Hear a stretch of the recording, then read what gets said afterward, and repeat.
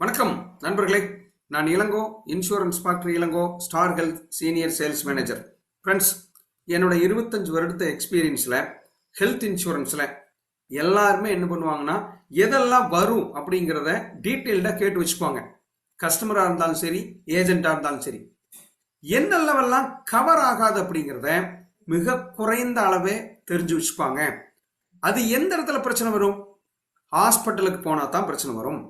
அப்போ இந்த வீடியோவோட நோக்கம் என்ன அப்படின்னா, ஹெல்த் இன்சூரன்ஸ்ல not only star health insurance, எல்லா ஹெல்த் இன்சூரன்ஸ்லையும் எதெல்லாம் கவர் ஆகாது, கவர் ஆகாம போறதுக்கு என்னென்னலாம் வாய்ப்பு இருக்கும் அப்படிங்கறத தான் இந்த வீடியோவில் டீட்டெயில்டா பார்க்க போறோம்.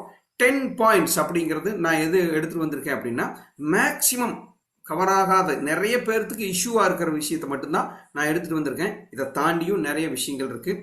இந்த வீடியோவோட நோக்கம் வந்து மக்களுக்கும் ஏஜென்ட்டுகளுக்கும் ஒரு அவேர்னஸை கொடுக்கணுங்கிறது தான் நோக்கம். தேங்க்யூ நண்பர்களே. நம்ம சப்ஜெக்டுக்குள்ள போகலாம். சரி, first very very important, PET disease அப்படின்னா ப்ரீ எக்ஸிஸ்டிங் டிசீஸ். சார், ஒருத்தர் பாலிசி போடுறார், பாலிசி போடும்போதே அவருக்கு அதற்கு முன்னாலேயே அவருக்கு சில வியாதிகள் இருக்கு, அல்லது ஒரு அடிபட்டு இருக்கு, சர்ஜரி பண்ணியிருக்காங்க. பாலிசி எடுக்கிறதுக்கு முன்னால எதெல்லாம் அந்த கஸ்டமருக்கு, அந்த பேஷண்ட்டுக்கு அல்லது அந்த குடும்ப உறுப்பினர்களுக்கு ஒரு நோயோ ஒரு சர்ஜரியோ அல்லது ஒரு ஆக்சிடென்டோ நடந்திருக்குது அப்படின்னா அதுக்கு பேரு ப்ரீ எக்ஸிஸ்டிங், ஏற்கனவே இருக்கும் வியாதிகள். இதுக்கு என்ன சார் ரூல்? இது ஏன் சார் கவர் ஆகாம போகும் அப்படின்னா, பாலிசியினுடைய ரூல்ஸை பொறுத்து சில பாலிசிகளை 4 வருடத்துக்கு பழைய வியாதிகள் கவர் ஆகாது, சில பாலிசிகள்ல 3 வருடத்துக்கு கவர் ஆகாது. சில எக்ஸ்க்ளூசிவ் பாலிசிகள், அதாவது ஸ்டார் ஹெல்த் காம்ப்ரஹென்சிவ்ங்கிற மாதிரி பாலிசிகள்ல ஆல்ரெடி இருக்கிற வியாதிகளுக்கு 1 இயர் கூட வெயிட்டிங் பீரியட் இருக்கலாம். இம்மீடியட்டா கவர் ஆகிற மாதிரி பாலிசிகள் ரீட்டைல் பாலிசிகள்ல இல்லை. அப்போ ஃபர்ஸ்ட் என்ன கவர் ஆகாது அப்படின்னா, ப்ரீ எக்ஸிஸ்டிங் பாலிசிகள் அந்த பர்டிகுலர் வருடங்களுக்கு கவர் ஆகாது. அதை நாம சொல்லியிருக்கணும். சொல்லி டிஸ்க்ளோஸ் பண்ணியிருந்தோம்னா அந்த பர்டிகுலர் வியாதிகள் பர்டிகுலர் இயருக்கு கவர் ஆகாது. That is a first. Second, எல்லா பாலிசிகளையும் காமனா இருக்கிற வெயிட்டிங் பீரியட்ல வர்ற வியாதிகள் அல்லது அது சம்பந்தமான செலவுகள், சர்ஜரிகள் கவர் ஆகாது. அது என்ன sir? 30 days and 2 year waiting period அப்படின்னா, பாலிசி எடுக்கும் போது ரீட்டைல் பாலிசி பொறுத்த வரைக்கும் இந்த ரூல்ஸ் 2 கட்டாயம் எல்லா பாலிசியிலும் இருக்கும் சார். பாலிசி இன்னைக்கு எடுக்கிறார், முதல் 30 நாளைக்கு எந்த விதமான டிசீஸும் இல்னஸும் எயில்மெண்ட்டும் கவர் ஆகாது. வியாதிகள் எதுவும் 30 நாள் கவர் ஆகாது. பாலிசி எடுத்தது 2 இயருக்கு கவர் ஆகாதுன்னு சொல்லி சில வியாதிகள் இருக்கு, சில சர்ஜரிகள் இருக்கு. அதுக்கு பேரு நேம்டு இல்னஸ், பேரே மென்ஷன் பண்ணிருப்பாங்க, இந்தந்த வியாதிகள் கவர் ஆகாதுன்னு. ஃபார் எக்ஸாம்பிள், கேட்ராக்ட் கவர் ஆகாது, நாசில் பிளாக் கவர் ஆகாது, அல்சர் கவர் ஆகாது, கிட்னி ஸ்டோன் அண்ட் பித்தப்பை ஸ்டோன் கல்லு கவர் ஆகாது. லேடிஸ்க்கு கர்ப்பப்பை சம்பந்தமான ட்ரீட்மெண்ட்டுகள் ஃபர்ஸ்ட் 2 இயருக்கு கவர் ஆகாது. Hernia, piles, disc prolapse, back pain சொல்றாங்க இல்லையா, அது. அடுத்தது விரை வீக்கம், வெரிகோஸ் வெயின், மூட்டு மாற்று அறுவை சிகிச்சைகள், இது எல்லாமே 2 வருடத்துக்கு கவர் ஆகாது. பாலிசி போட்ட முதல் நாள் இருந்து முதல் 2 வருடங்களுக்கு கவர் ஆகாது. 2 இயருக்கு அப்புறம் கவர் ஆகும். அப்ப 30 நாள் வெயிட்டிங் பீரியட்ல வியாதிகள் எதுவுமே கவர் ஆகாது. 2 இயர் வெயிட்டிங் பீரியட்ல அந்த லிஸ்ட் ஆஃப் டிசீஸ், என்னென்ன டிசீஸ் மென்ஷன் பண்ணியிருக்காங்களோ அந்த வியாதிகள் எதுவும் கவர் ஆகாது. இதுதான் கவர் ஆகாதுன்னு சொல்ற 2வது பாயிண்ட். 3வது பாயிண்ட், நான் மெடிக்கல் ஐட்டம்ஸ். நான் மெடிக்கல் ஐட்டம் அப்படின்னா, சார் அந்த ட்ரீட்மெண்ட்டுக்கு போறாங்க, அந்த ட்ரீட்மெண்ட்டுக்கு ரிலேட்டடா இருக்கிறதெல்லாம் மெடிக்கல் அப்படின்னா என்னங்க? Doctor fees, room rent, nursing charge, மருந்து, மாத்திரை, சர்ஜன் ஃபீஸு, இது எல்லாமே மெடிக்கல். அந்த வியாதியை கவர் பண்றதுக்கு கொடுக்குற ஐட்டம். நான் மெடிக்கல்னா என்ன? ஃபுட்டு, பேஷண்ட் ஃபுட்டு, அட்டெண்டர் சாப்பிட்றாரு, அது கவர் ஆகாது. ரெஜிஸ்ட்ரேஷன், ரெக்கார்ட் மெயின்டெனன்ஸ் சார்ஜ், இது மாதிரி சார்ஜஸ் எல்லாம் இருந்து இது பேர் நான் மெடிக்கல். இது ட்ரீட்மெண்ட்டுக்கு அதுக்கு சம்பந்தம் இல்லை. அப்படின்னா ட்ரீட்மெண்ட்டுக்கு நேரடியாக சம்பந்தம் இல்லை. யூட்டிலிட்டிஸ் போடுவாங்க, அமெனிட்டிஸ் பில் போடுவாங்க. அடுத்தது வந்து பாத்தீங்கன்னா கிளவுஸ், சில சானிட்டரி ஐட்டம் எல்லாம் போடுவாங்க. மெயின்டெனன்ஸ் சார்ஜ் போடுவாங்க, ரெக்கார்டு கீப்பிங் சார்ஜ், இப்படி நிறைய இருக்குதுங்க. அப்படின்னு என்னங்க, இந்த செலவுகள்லாம் அந்த ட்ரீட்மெண்ட்டுக்கு சம்மந்தம் இல்லை.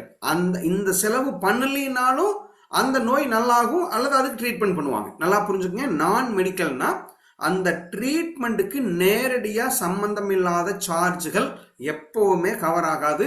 எந்த பாலிசியிலையும் 90% இது எல்லாமே நாட் கவர்டு தான் இருக்கும். ஓகே, நான் மெடிக்கல் ஐட்டம் கவர் ஆகாது, இன்க்ளூடிங் ஃபுட் முதல் கொண்டு, இதெல்லாம் கொஞ்சம் சாப்பாடு இதெல்லாம் கவர் ஆகாது. ஜென்ரலா சொன்னோம்னா என்ன வச்சுக்கலாம் அப்படின்னா, ஒரு 80% தான் எப்பவுமே கிளைம் ஆகும். சில ஹாஸ்பிட்டலை பொறுத்து 10%, 5% வரைக்கும் கவர் ஆகும். சில ஹாஸ்பிட்டலில் மட்டும் 100% கவர் ஆகும். ஏன் அப்படின்னா அங்கே ஃபுட்டு ப்ரொவைட் பண்ண மாட்டாங்க, நான் மெடிக்கல் ஐட்டம் எதுவுமே கொடுக்க மாட்டாங்க. அப்போ அதெல்லாம் இல்லாமல் இருந்தால் என்ன ஆகுங்க, உங்களுக்கு செலவு ஈஸியாக ஃபுல்லாக கிடைக்கிறதுக்கு வாய்ப்பு இருக்குது. அப்போ நான் மெடிக்கல் ஐட்டம் கவர் ஆகாதுங்கிறது 3வது பாயிண்ட். 4வது பாயிண்ட், காஸ்மெட்டிக் சர்ஜரி. சார் காஸ்மெட்டிக்னா என்னங்க, அழகுக்காகன்னு பண்ணுறது சார். அந்த பிரச்சனை அவங்களுக்கு அவங்க உடம்புல எந்த பிரச்சனையும் பண்ணல, ஒரு மச்சம் இருக்கு இந்த இடத்துல, அந்த மச்சம் அவங்கள உடல் சம்பந்தமான எந்த பிரச்சனையும் பண்ணாது. அதை நீங்க சர்ஜரி பண்ணி எடுக்கிறேன், அதை கிளியர் பண்றேன், அல்லது ஒரு தழும்பு இருக்கு அந்த தழும்பு தெரியாம நான் ஒரு சர்ஜரி பண்றேன், தட் இஸ் அ காஸ்மெட்டிக், அழகுக்காக பண்றது. கண்ணாடி போடணும், கண்ணாடி ஒரு கோல்டு ஃப்ரேம் கண்ணாடி போடுறேன், பல் உடஞ்சிருச்சு, சொத்த பல் அல்லது கலர் சரியில்லை, பல்லு கட்டுறேன் சார், பல்லு கட்டுறதெல்லாம் வருது இல்லைங்களா, அந்த கம்பி போட்டு கிளிப் போடுவாங்க. ஸோ அதெல்லாம் பண்றது தேவைப்படலை, இது நெசசரி கிடையாது, அது இல்லை, அதை செய்யாம போனா அவருக்கு ஒன்றும் ஆகாது. அப்படி பண்றது எல்லாமே காஸ்மெட்டிக் சர்ஜரி. அப்போ காஸ்மெட்டிக் அழகுக்காக பண்ற சர்ஜரிகள் எதுவும் அந்த சம்பந்தமான செலவுகள் எதுவும் கவர் ஆகாது. இதுதான் 4வது பாயிண்ட். அடுத்தது 5வது point, only test and OP. Only test and OP அப்படின்னா, டெஸ்ட்ங்கிறது என்ன சார், நான் வெறும் டெஸ்ட் மட்டும் பண்ணேன் சார், ஒரு ஃபுல் பாடி செக்அப் போறேன் சார், எனக்கு எதுவும் பிரச்சனை இல்லை, நான் நல்லா தான் இருக்கேன், பட் இருந்தாலும் என்னோட உடம்பு ஃபுல்லாக டெஸ்ட் பண்றேன் அப்படின்னா ஒன்லி டெஸ்ட், அது கவர் ஆகாது. சார் எனக்கு எந்த வியாதியும் இல்லாத போது டெஸ்ட் பண்றது, ஒரு வியாதி வந்து அதுக்கு டெஸ்ட் பண்றது அது தனி, அதுக்கு டயக்னஸ் அது கண்டிப்பா கிடைக்கும். எந்த வியாதியுமே இல்லை, வெறும் டெஸ்ட் மட்டும்தான் சார், 10 டெஸ்ட் எடுத்தோம், 20 டெஸ்ட் எடுத்தோம், எந்த டெஸ்ட்லயுமே எந்த பிரச்சனையும் இல்லைன்னு வந்துச்சுன்னா அது கவர் ஆகாது. அண்ட் ஓபி, ஓபின்னா அவுட் பேஷண்ட். சார் ஒரு சின்ன பிரச்சனை, டாக்டர்கிட்ட ஒரு கன்சல்டிங் போறோம், கன்சல்டிங் முடிக்கிறோம், ஒரு மாத்திரை எழுதி கொடுக்குறாரு அல்லது ஒரு டெஸ்ட் பண்றாரு, ஓகேங்க நல்லா இருக்குன்னு கிளம்பிட்டார். 1 hour 2 hourல நீங்க ஹாஸ்பிட்டல் இருந்து வெளியே வந்துட்டீங்கன்னா that is called OP, out patient cover. இந்த அவுட் பேஷண்ட்டுக்கான செலவு வராது. வெறும் டெஸ்ட் மட்டுமே பண்ணியிருந்தீங்கனாலும் வராது. இதுதான் 5வது கவர் ஆகாதுங்கிற பாயிண்ட். அடுத்தது 6வது நேச்சுரோபதி. நேச்சுரோபதினா இயற்கை மருத்துவம், நேச்சுரலா அந்த உடம்ப கியூர் பண்றது இன்னைக்கு நிறைய இருக்கு. இந்த ஹீலிங் அல்லது இந்த மந்திர தந்திரம், இது மாதிரி எல்லாம் நிறைய வெரைட்டி இருக்குங்க. இது எதுவுமே சயின்டிபிக்கலா ப்ரூவன் கிடையாது. நல்லா புரிஞ்சுங்க. ஒரு ஆயுர்வேதிக்கோ சித்தாவோ ஹோமியோபதியோ அது ஆயுஷ்ல கவர் ஆகும். அது இப்ப ஈக்குவல் டு இங்கிலீஷ் மெடிசன் மாதிரியே அது ப்ரூவன், அதெல்லாம் கவர் பண்ணி கொடுக்குறாங்க. நேச்சுரோபதினா என்ன பண்றதுங்க, ஹீலிங் பண்றது, அல்லது என்ன சொல்றது, அவருக்கு இந்த மந்திர தந்திரம் பண்றது, அல்லது இயற்கையா ரெஸ்ட் எடுத்தா ரெடி ஆயிரும் அப்படிங்கிறது. ரிஹபிலேஷன் சென்டர், ஒரு ஆசிரமம் இருக்கு அல்லது ஒரு ட்ரீட்மெண்ட் சென்டர் இருக்கு, நீங்க அங்க வந்து டெய்லியும் என்ன பண்ணுங்க, ஒரு அமைதியா இருங்க, உங்களுக்கு நாங்க இதெல்லாம் சொல்றோம், இதெல்லாம் உங்க உணவு, அதாவது உங்களுடைய ஃபுட்டை மாத்திக்கிட்டு நீங்க பண்ணுங்க. இப்படி நிறைய மெத்தட் இருக்குங்க. நேச்சுரோபதி மட்டும் கவர் ஆகாது. நேச்சுரோபதி வேற, ஆயுர்வேதிக் சித்தாங்கிற அந்த ஆயுஷ் வேற. அப்ப நேச்சுரோபதியில எந்த ட்ரீட்மெண்ட் பார்த்தீங்கன்னாலும் கவர் ஆகாது. இது 6வது பாயிண்ட். சரி, அடுத்தது 7வது point, suicide and rules violation cover ஆகாது. சூசைட்னா என்ன சார், செல்ஃப் இன்ஜுரி. செல்ஃப் இன்ஜுரி நானா எனக்கு பண்ணிக்கிறது. எப்படி பண்றது, இந்த சாணி பவுடர் குடிக்கிறது, தூக்க மாத்திரை சாப்பிட்றது, அதிகமாக குடிக்கிறது, இது மாதிரி விஷம் குடிக்கிறதெல்லாம் இருக்கு இல்லைங்களா, இது சூசைட். அல்லது ஹேங் பண்றது, ஃபயர் வச்சுக்கிறது, தீ வச்சுக்கிறது, இது எல்லாமே அவருக்கு அவரே பண்ணிக்கிறார். அப்படின்னா செல்ஃப் இன்ஜுரி. வெளியிருந்து அவருக்கு எதுவும் நடக்கல, அப்ப வெளியிருந்து நடந்தா அதுக்கு பேர் ஆக்சிடென்ட். அவரா பண்ணிக்கிட்டார்னா செல்ஃப் இன்ஜுரி பண்ணிக்கிட்டாருன்னா கவர் ஆகாது. அண்ட் ரூல்ஸ் வயலேஷன் என்ன அப்படின்னா சட்டத்துக்கு புறம்பான செயல்கள். என்ன சார்? ட்ரிங்க் அண்ட் டிரைவ், அது சட்டப்படி குற்றம், அப்படி பண்ணாலும் கிடைக்காது. டிரைவிங் லைசன்ஸ் இல்லாம வண்டி ஓட்டுறார், அதுவும் தப்பு, கிடைக்காது. அப்போ சூசைட் செல்ஃப் இன்ஜுரினா கிடைக்காது. ரூல்ஸ் வயலேஷன் ஒரு சட்டப்படி அது தப்பு சார், அந்த விஷயத்தை பண்ணி அதனால ஒரு காயமாயிருக்கு, அதனால ஒரு வியாதி வந்திருக்கு அப்படின்னா அதுவும் கிடைக்காது. சூசைட் ரூல்ஸ் வயலேஷன் கவர் ஆகாதுங்கிறது point number 7. Point number 8, natural death and accidental death. நிறைய பேர்த்துக்கு இன்னும் இந்த டெத் கவரேஜ் இன்சூரன்ஸ்க்கும் ஹாஸ்பிட்டல் செலவு வர்ற இன்சூரன்ஸ்க்கும் கன்ஃபியூஸ் இருக்கு நண்பர்களே. ஹாஸ்பிட்டலைசேஷன் ஹெல்த் இன்சூரன்ஸ் நாம லோக்கலா என்ன சொல்லுவோம்? மெடிக்ளைம் பாலிசிம்போம். டெக்னிக்கலா சொன்னா ஹெல்த் இன்சூரன்ஸ். இந்த ஹெல்த் இன்சூரன்ஸ்ல டெத் கவர் ஆகாது. குறிப்பா நேச்சுரல் டெத்தும் ஆக்சிடென்டல் டெத் ரெண்டுமே கவர் ஆகாது. சில பாலிசிகள்ல ஏட் ஆன் கவரேஜா நேச்சுரல் டெத் இல்லாம ஆக்சிடென்டல் டெத்தை மட்டும் கவர் பண்றேன்னு வச்சிருப்பாங்க. ஏட் ஆன், நல்லா புரிஞ்சுக்கங்க, அது அந்த பாலிசியினுடைய இன்பில்டு கிடையாது. அப்ப ஹெல்த் இன்சூரன்ஸ் எடுத்துட்டீங்கன்னா அதுல டெத் வராது சார். சில பாலிசிகள்ல மட்டும் ஹெல்த் இன்சூரன்ஸ் கூட ஆக்சிடென்டல் டெத்தை இன்பில்ட் பண்ணியிருப்பாங்க. அப்படி பண்ணா அது தனி பாலிசி மாதிரி தான், அதுக்கு தனி கிளைம் ப்ரொசீஜர். ஜென்ரலா சொன்னா ஹெல்த் இன்சூரன்ஸ்ல டெத்து கவர் ஆகாது, நேச்சுரல் டெத்தும் கவர் ஆகாது, ஆக்சிடென்டல் டெத்தும் கவர் ஆகாது. இது பாயிண்ட் நம்பர் 8. சரி, அடுத்தது பாயிண்ட் நம்பர் 9. இது கொஞ்சம் தெளிவா புரிஞ்சுக்க வேண்டிய விஷயம். பிரெக்னன்சி ரிலேட்டட் ட்ரீட்மெண்ட் கவர் ஆகாது சார். பிரெக்னன்சி கவர் ஆகிற மாதிரி ஒரு பாலிசி எடுத்திருக்கிறார், அதுல பிரெக்னன்சி கவர் ஆகும். ஜென்ரலி ஹெல்த் இன்சூரன்ஸ்ல ஒரு பேசிக் ஹெல்த் இன்சூரன்ஸ் வச்சுங்க, அந்த பாலிசியில பிரெக்னன்சி ரிலேட்டட் கவர் ஆகாது. What is a pregnancy related? நம்ம எல்லாருமே சொல்றோம் பிரெக்னன்சின்னா delivery, caesarean delivery, normal delivery. அப்படி இல்லை. ஆஃப்டர் டெலிவரியில கேரிங் இருக்கலாம், அல்லது ப்ரீ பிரெக்னன்சில டெஸ்ட் அது மாதிரி எல்லாம் இருக்கலாம், அதெல்லாம் கவர் ஆகாது. அந்த 10 மாதத்துல அபார்ஷன் ஆகலாம், மிஸ்கேரேஜ் ஆகலாம், ப்ரீ மெச்சூர்டு டெலிவரி, இப்படி நிறைய பிரச்சனைகள் இருக்குது. பொதுவா பாலிசியில ஹெல்த் இன்சூரன்ஸ் பாலிசியில ஏடானாவோ அல்லது அது ஒரு கவரேஜ் ஆகவோ பிரெக்னன்சி இருக்குதுன்னு சொல்லி இருந்தா மட்டும்தான் பிரெக்னன்சி கவர் ஆகும். அதர்வைஸ் ஹெல்த் இன்சூரன்ஸ் பாலிசியில ஸ்டாண்டர்டான பாலிசியில பிரெக்னன்சி ரிலேட்டட் ட்ரீட்மெண்ட் எதுவுமே கவர் ஆகாது.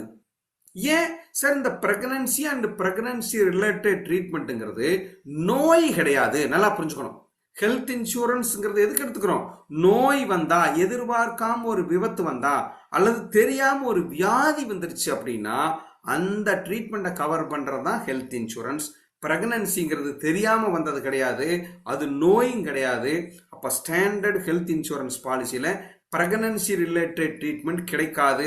அந்த பாலிசியில ஒருவேளை பிரெக்னன்சி கவர் ஆகும்னு இருந்தா அதுல கவர் ஆகும். கடைசி பாயிண்ட் நண்பர்களே, சப் லிமிட் அண்ட் கோபே. நிறைய பாலிசிகள்ல ரூம் ரெண்ட் சப் லிமிட் இருக்கும். அப்படின்னா அந்த பாலிசியில 2 lakh பாலிசி அல்லது 5 lakh பாலிசினா அந்த பாலிசிக்கு ரூம் ரெண்ட் எவ்வளவு allowed, room rent plus nursing charges சேர்த்துக்கணும். எப்பவுமே ரூம் ரெண்ட் அப்படின்னா ஹெல்த் இன்சூரன்ஸை பொறுத்த வரைக்கும் room rent and nursing charge ஒரு நாளைக்கு இவ்வளவுதான் இருக்கும், ஐசியூக்கு எவ்வளவுதான் இருக்குன்னு அலோவ் பண்ணியிருப்பாங்க. ஒருவேளை அதை தாண்டி நீங்க போனீங்கன்னா அதுக்கு ரிலேட்டடா அந்த பாலிசியோட ரூல்ஸ் அண்ட் ரெகுலேஷனை பொறுத்து உங்களுக்கு நிறைய பிடித்தம் வரும். அப்போ sub limit, room rent limit இருந்தா அதுக்கு தகுந்த மாதிரி உங்க கிளைம்ல கவர் ஆகாம போகும். கோபே, நிறைய பாலிசிகள்ல ஸ்டாண்டர்ட் கோபேமெண்ட் இருக்கும். கோபேமெண்ட்னா என்ன சார்? எவ்வளவு செலவு வந்தாலும் நான் மெடிக்கல் பில்லை எடுத்துட்டு மிச்சம் இருக்கிற வேலிட் கிளைம்ல ஒரு பர்டிகுலர் அமௌண்ட் அல்லது பர்டிகுலர் பர்சன்டேஜ் உங்களுக்கு பிடித்தம் பண்ணிடுவாங்க. 1 லட்ச ரூபாய் பில் வருது சார், நான் மெடிக்கல் 10,000 ரூபாய் போகுது, இப்ப 90,000. கோபேமெண்ட் ஒருவேளை 10% இருந்தா 90,000க்கு 10% போட்டு 9,000 ரூபாயை பிடிச்சுப்பாங்க. எலிஜிபிள் கிளைம்ல பிடிக்கிறது பேர் தான் கோபேமெண்ட். இது எல்லா பாலிசியிலும் இருக்குமா? சில பாலிசிகள்ல இருக்கலாம். வயசை பொறுத்து சில பாலிசிகள்ல கோபேமெண்ட் இருக்கலாம்.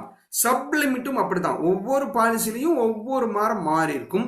அப்ப சப்லிமிட் அண்ட் கோபே ஏதாவது அந்த பாலிசியில இருந்தால் அதுவும் கவர் ஆகாது. இந்த 10 பாயிண்ட்கள் மேஜர். இன்னும் நிறைய நான் மெடிக்கல் அல்லது அதாவது கிடைக்காத கவரேஜ் ஆகாத விஷயங்கள் இன்னும் நிறைய இருக்கு. எக்ஸாக்டா தெரியணும்னா அந்த பாலிசியினுடைய கவரேஜ் அல்லது அந்த ஃபேம்ப்ளெட் அந்த வேர்டிங்கை பார்த்தீங்கன்னா இன்னும் நீங்க கிளாரிட்டியா இருக்கலாம். நண்பர்களே, நம்ம வீடியோவை சப்ஸ்கிரைப் பண்ணாம பார்த்துருந்தீங்கன்னா தயவுசெய்து சப்ஸ்கிரைப் பண்ணிக்கங்க. உங்களுக்கு அடுத்த வீடியோ என்ன சப்ஜெக்ட் வேணுங்கிறத கமெண்ட் பண்ணுங்க. நாங்க முடிஞ்ச அளவுக்கு அடுத்தது செக்மெண்ட்ல அந்த வீடியோவை போடுறதுக்கு ட்ரை பண்றோம். நன்றி நண்பர்களே.